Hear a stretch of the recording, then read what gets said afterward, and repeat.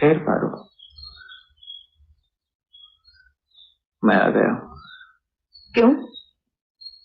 उस रात की बात तुझे याद नहीं क्या? हाँ, और वो चिट्ठी भी जो तुमने लिखी है। मुझे माफ कर दे पारो, वो खत मैंने जल्दी में ही लिख दिया था।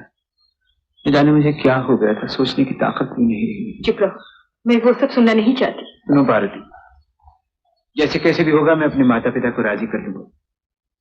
तुम्हारे माता पिता हैं और मेरे नहीं है? उनके राजी होने और न होने की जरूरत नहीं है। क्यों नहीं, लेकिन उन्हें तो इस बात से इनकार नहीं है ना? बिल्कुल इनकार है। जाने दो मुझे, रास्ता छोड़ दो। पारो, क्या मुझे बिल्कुल भूल गई हो? तुम जैसे चंचल चिताबी पर मुझे कोई विश्वास नहीं। मेरे माता पिता मेरी मंगल कामना करते हैं। उन्होंने जो किया है मेरी भलाई के लिए किया है। तुम रास्ता छोड़ दो। इतना अहंकार?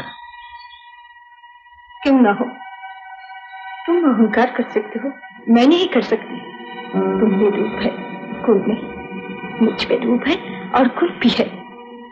तुम लोग बड़े आदमी हो तो मेरे माता पिता भी भीख नहीं मांगते हैं। पारो, तुम सोच रहे हो मेरी बदनामी करोगे, कर लो। मैं तुम्हारी बदनामी करूंगा? वो कैसे? उस रात मैं तुम्हारे पास अकेली गई थी ना, यही बात चौकूट फैला दो, तुम्हारे मन को शांति हो जाएगी। सुनो पार्वती,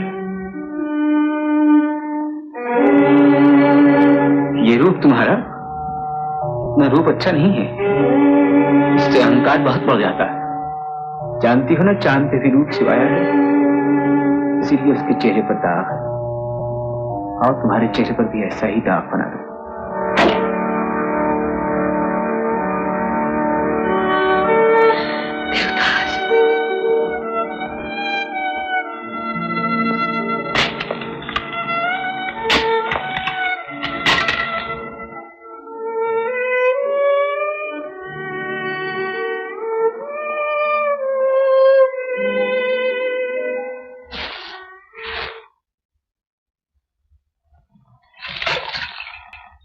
ये तुमने क्या किया देवदास?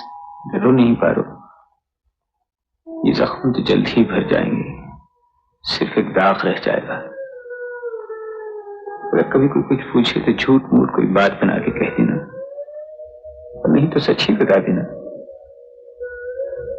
लेकिन देवदास, कुछ नहीं पारो, इस आखिरी जुदाई के दिन याद रखने के लिए सिर्फ एक निशान बना दिया है, ताकि चांद से उखड़ा कर कभी आईने में देखो तो शायद तुम्हें मेरी याद आ जाए।